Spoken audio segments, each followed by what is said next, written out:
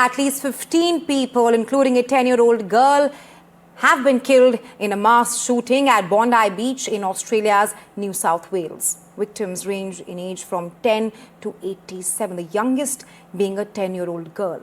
The attack unfolded on Sunday during a public event marking the start of Hanukkah. Police say that they are treating the shooting as a terrorist incident. Authorities confirm the two gunmen were father and son. The 50-year-old suspect was found dead at the scene, that's the father, while his 24-year-old son is in the hospital. He's being guarded there by the police officials as he is in the hospital in a critical condition. The son is an Australian-born citizen, while the father arrived in 1998 on a student visa to Australia, which was transferred to in 2001 to a partner visa and later resident return visas. Let's tell you more about what we know about the Bondi massacre. It was perhaps taken out by the father-son duo, and they have been identified as the suspects here in this case. Father-son duo identified as suspects in the Bondi massacre. Next up, the son, 24-year-old Naveed Akram, is alive. He is in a critical condition there at the hospital, while his father, 50-year-old Sajid Akram, was killed at the scene by the Australian police officials. Apart from this, there's a probe investigation going on in Australia on how the pair, the father-son duo, obtained high-powered weapons despite Australia having one of the most strictest gun laws in the world.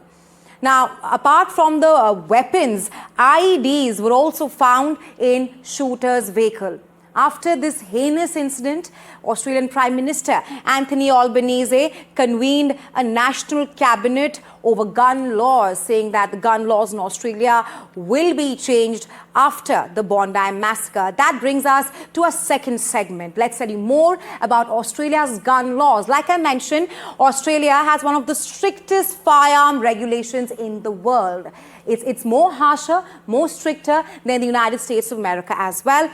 This was after the National Firearms Agreement was put in place, which prohibits possession of rifles, ammunition, and other kind of weapons as well.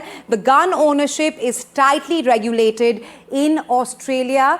There are some norms, some provisions which Australians need to follow to own a weapon, which is A, they need to be an adult. Number two, provide genuine reason to own a gun. And also they need to lodge a permit for each firearm after they gain the license to own a firearm. And lastly, they need to buy any kind of gun from a licensed firearm dealer.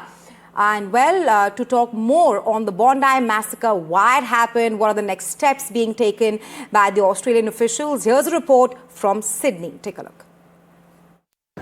Well, I think it's rising here in Sydney and across Australia. Calls for Anthony Albanese, the Prime Minister, to do more, and a lot of criticism about what he hasn't done leading up to this. This was not an attack in isolation. There is precedent. There has been a rising wave of anti-Semitism recorded in Australia. You see here in Sydney and in Melbourne, which are home to the largest communities of Jewish people, there have been attacks on synagogues and on businesses. And we've heard today from Benjamin Netanyahu, the Israeli Prime Minister, saying he believes the Australian leadership should have done more to protect the Jewish people. And I think that sentiment is one that we are certainly hearing more, and I think it's something that the Prime Minister will become under increasing political pressure for. Now, he's made clear there is a unanimous decision in Cabinet today to have tougher gun restrictions, but it's this feeling really about attitudes and safety